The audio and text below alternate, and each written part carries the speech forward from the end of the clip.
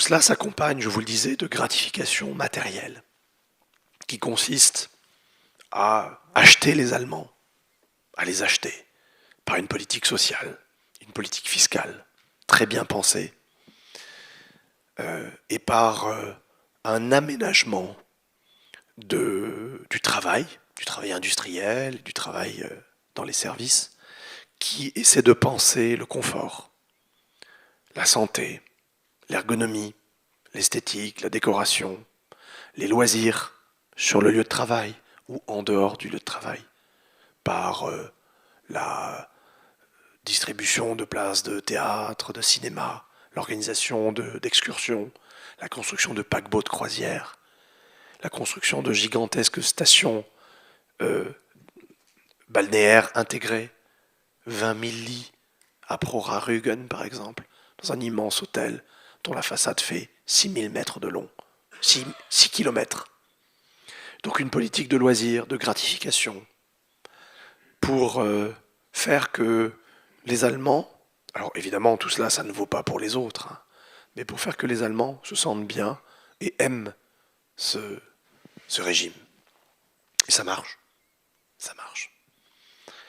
Ça, Reinhard Heune, le jeune professeur Reinhard Heune, membre de la SS dans les années 30, observe tout cela et trouve que ça contribue à l'opération industrielle gigantesque de réarmement de l'Allemagne et ça contribue plus encore au décollage fabuleux sous le ministère de Albert Speer de la production d'armement à partir de 1942.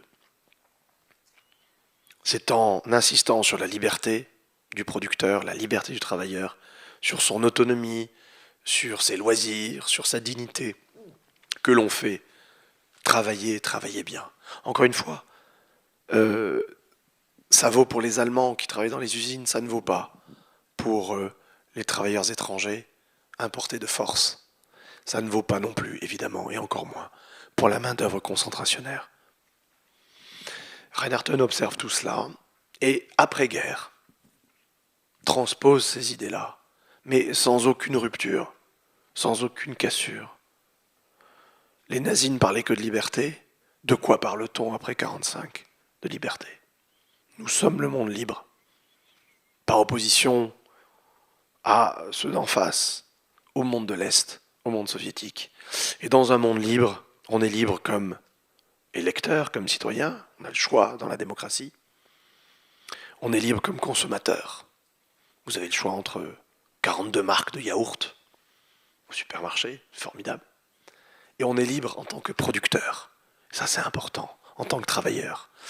Reinhard Heune, sa mission, sa fonction après-guerre, va être de trouver un mode d'aménagement de la subordination au travail. Le fondement du contrat de travail, c'est la subordination. Vous obéissez à un chef. C'est une anomalie démocratique, mais c'est comme ça. D'aménager la subordination de telle sorte qu'elle soit sinon agréable, du moins acceptable. Et cet aménagement, c'est le même mot, ça s'appelle le management. Et lui invente et théorise un modèle de subordination au travail qui s'appelle le management par délégation de responsabilité. Idée simple et géniale. Il est fort cet homme-là, hein. Il est très fort. L'idée est toute simple, elle consiste à dire que l'on va non pas donner des ordres précis, minutieux et scrupuleux, mais qu'on va donner une direction. Faites donc ça. Allez voir là-bas. Remplissez telle mission. Atteignez tel objectif. Voilà ce qu'on vous dit. Et on vous dit, débrouillez-vous. Ce qui est exaltant pour le récipiendaire de l'ordre. Parce que je suis libre. Je suis libre du calcul des moyens pour accéder à cette fin qui m'a été prescrite. Mais en l'occurrence, je suis libre d'obéir. Parce que la fin, encore une fois, l'objectif, c'était pas moi qui le décide. Il m'a été prescrit. Ensuite, il y a tout simplement un peu de mou dans la laisse. Et un mou dans la laisse qui, on le sait tous avec nos amis canins, peut-être assez exaltant et assez sympathique à vivre. Reinhard Heune le dit très clairement aux cadres qu'il forme dans son école. Je le cite dans le livre. « Avec moi, dormez tranquille, dit-il. Dormez tranquille. Vous ne serez plus jamais responsable. Parce qu'évidemment, vous donnez une direction, vous formulez un objectif. Et si on ne l'atteint pas, cet objectif, c'est pas votre faute à vous, le chef. C'est la faute du subordonné qui a été incapable d'atteindre cet objectif. C'est sa faute à lui. Pas la faute du management, ni du top management, encore moins des actionnaires. Et plus je réfléchis à ça, plus je me dis que il y a quelque chose de l'ordre du génie chez cet homme-là. Parce que dans le contexte des années 50, 60, 70 en Allemagne, contexte de société libérale avancée, contexte de haute croissance, le fameux miracle économique, contexte également de libéralisme politique où on établit le système de la cogestion au niveau fédéral, la discussion entre les patrons, les syndicats, le gouvernement. Ça, c'est au niveau macroéconomique. Eh bien, au niveau microéconomique, au niveau de l'entreprise, Reinhard Heune donne le mode d'emploi à la base. Voilà. On va faire du management par délégation de responsabilité, de la même manière qu'on fait de la cogestion au niveau macroéconomique. Donc c'était exactement ce dont les 2000 entreprises allemandes et étrangères qui ont suivi des cours dans son école avaient besoin pour cette période d'après-guerre. Et là où il y a quelque chose de génial, c'est qu'il a même anticipé, sans le vouloir, mais c'est un fait, il a anticipé sur les demandes d'après, non pas seulement des années 50, 60, 70, mais d'aujourd'hui, à partir de la déferlante néolibérale des années 70, et à partir de l'installation d'un capitalisme financier actionnarial. Parce que lorsque vous y réfléchissez, le capitalisme tel que nous le voyons aujourd'hui, et ce n'est pas la crise climatique qui va nous faire changer d'avis, ce capitalisme-là, financier, actionnarial, dont on ne voit jamais les commanditaires, les donneurs d'ordre, ce capitalisme fonctionne sur le principe de l'irresponsabilité permanente. Lorsqu'on ferme une entreprise, lorsque on la délocalise, dit-on pudiquement, c'est-à-dire lorsqu'elle disparaît parfois en une nuit pour aller en Roumanie, par exemple, qui est responsable? Les contremaîtres, c'est pas eux. Le directeur de site, il a obéi au directeur national. Le directeur national, il a obéi au directeur japonais ou américain. Le président-directeur japonais ou américain, il a obéi aux actionnaires. Et même s'il n'y avait pas d'injonction de ces actionnaires, un système qui veut que on doit faire entre 7, 12 ou 15% de marge. Sinon, on délocalise. Tant pis si on laisse 300 familles sur le carreau, c'est pas votre problème. Bref, irresponsabilité permanente, vous ne trouverez jamais le responsable. Il n'y a pas d'imputation juridique et morale possible. Vous ne trouverez jamais le coupable. In fine, qu'est-ce que c'est? Une boîte aux lettres vide dans un paradis fiscal. Il avait anticipé ça. Il est quand même balèze. Ce qui est intéressant, c'est que ce que prône Reinhard Heune, ce qu'il dit, ce qu'il fait, correspond très exactement à ce qui se passe aux États-Unis au même moment dans les années 50-60. La définition d'un modèle de management qu'on n'appelle pas délégation de responsabilité, mais qu'on appelle management par objectif. Le fameux MBO, qui est créé par Peter Drucker. Peter Drucker qui est aujourd'hui acclamé comme étant le pape du management mondial. Ce qui est intéressant, c'est que Peter Drucker était de la même génération que Reinhard Heune. Mais il était de l'autre côté de la barrière. C'était un anti-nazi, c'était un juif qui a fui l'Allemagne dans les années 30 pour se réfugier aux États-Unis, devenir consultant et élaborer son propre modèle de management qui correspondait de manière gémellaire, de manière spéculaire à celui de Reinhard Heune. Ce qui fait le lien entre les deux, c'est une excellente connaissance, outre le fait qu'il voulait servir le monde de la société libérale avancée et de la haute croissance. C'était le goût qu'ils avaient l'un et l'autre, et leurs publications en attestent, pour l'histoire militaire allemande. Quelque chose d'assez surprenant que l'on découvre quand on lit l'œuvre de Reinhard Heune, c'est que ce modèle de management par délégation de responsabilité, c'est très exactement la conception de la chaîne de commandement dans l'armée allemande.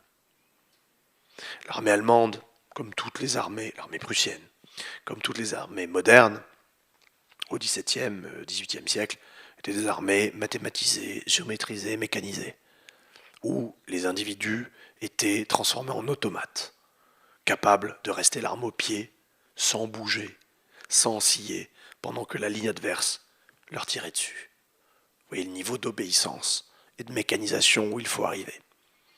Et ça s'obtient par ce qu'on appelait le drill, c'est-à-dire la bastonnade, le châtiment corporel, la violence.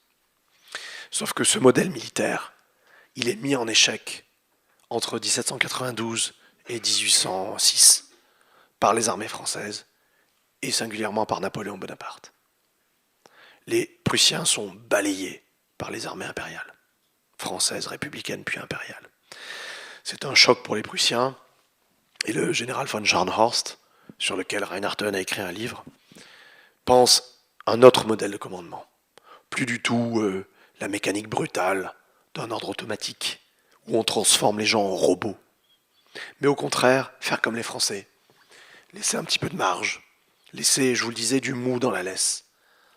Il appelle ça, lui, l'Auftragstaktik, la tactique par la mission, qui consiste pour l'officier à donner à ses hommes une direction. Allez là-bas, prenez tel village, atteignez telle côte, encerclez-moi tel bois. Et encore une fois, débrouillez-vous. Faites au mieux. Liberté d'obéir, là encore, qui est transposée très exactement du modèle militaire allemand, prussien puis allemand, à l'économie privée, par Reinhard Heune. Tout cela s'inscrit dans un contexte général où on valorise le mouvement, l'initiative, l'agressivité, l'autonomie. Et ce sont des choses que j'ai lues dans les années 30, non pas chez Reinhard Heune, qui ne s'occupait pas forcément de ça à l'époque, mais chez d'autres très hauts fonctionnaires nazis. C'est notamment le texte que je cite au début de Libre d'obéir, cette circulaire rédigée par le docteur Herbert Backe. Ils sont tous docteurs, les hauts fonctionnaires allemands, mais pas en médecine. Le docteur Herbert Backe, secrétaire d'État au ministère de l'Agriculture, donne des consignes au printemps 1941 aux fonctionnaires du ministère qui vont partir à l'Est, dans le sillage des armées allemandes. Et il leur dit, en substance, débrouillez-vous. Vous allez être envoyés sur le terrain, Biélorussie, Ukraine, Baltique. Faites au mieux et remplissez les objectifs. Mais n'en référez pas à la hiérarchie. On est trop occupé, on a trop à faire. Nous, ce qui nous intéresse, c'est que l'objectif soit atteint. Intéressant. Ça ne correspondait pas vraiment à l'image archétypale que l'on avait, si vous voulez, d'une chaîne de commandement nazie, rigide, étouffante et répressive. Au contraire, c'est allez-y, on vous fait confiance. Et dans ce texte-là, il y avait aussi des mots qui étaient très étonnants pour le lecteur que j'étais.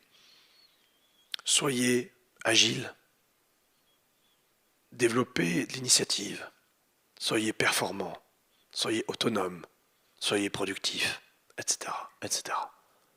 De telle sorte qu'en lisant ça, je me demandais si je lisais un texte du docteur Herbert Backe, général SS, ou si j'étais dans l'amphithéâtre de n'importe quel cours de management, d'une école de commerce quelconque.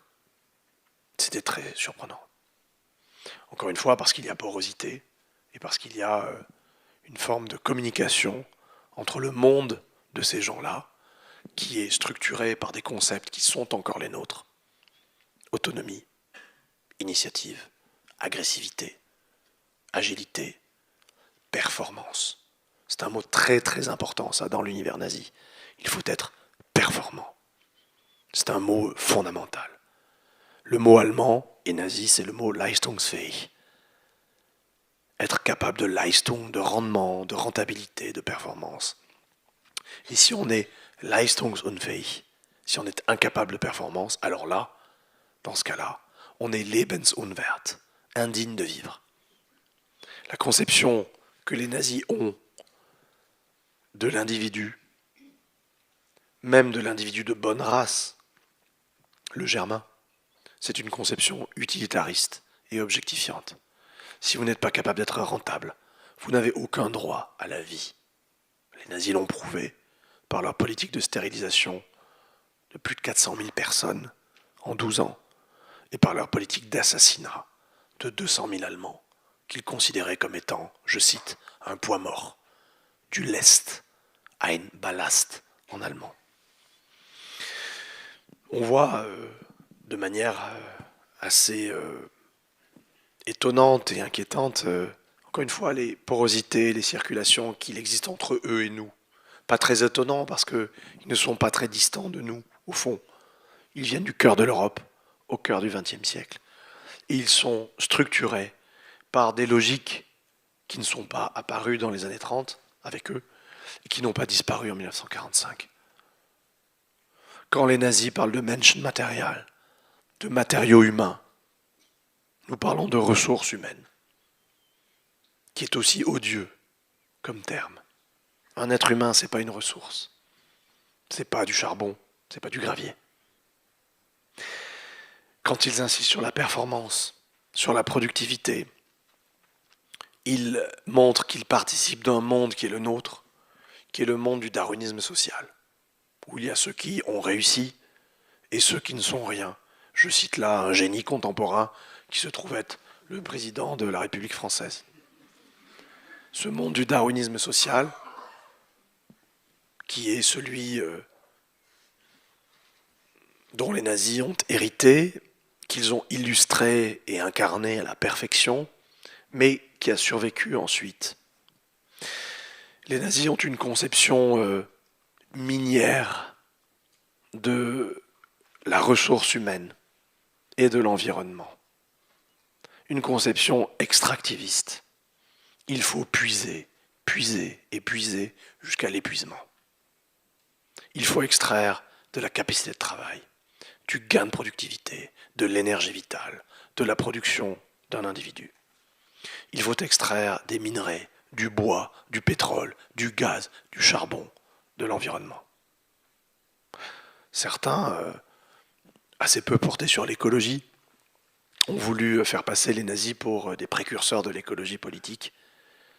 C'est une aberration sans nom, dans la mesure où il n'y a pas pire destructeur de l'environnement que les nazis, qui ont excavé des montagnes, dévasté des forêts, poussé l'agrochimie allemande à un terme inédit dans l'histoire, dévasté des zones humides. Je vous parlais de l'hôtel de Prora-Rügen qui a été construit dans une zone protégée, qui a été saccagée par la bétonisation, tout simplement parce qu'ils ont un rapport utilitariste au monde, utilitariste, extractiviste et productiviste. L'organisme humain, l'animal humain, comme l'environnement, sont des lieux, sont des stocks de ressources dans lesquels on va puiser, encore une fois jusqu'à l'épuisement. Et, in fine, jusqu'à l'autodestruction. Berlin, fin avril 1945. C'est peut-être un sujet de réflexion pour nous,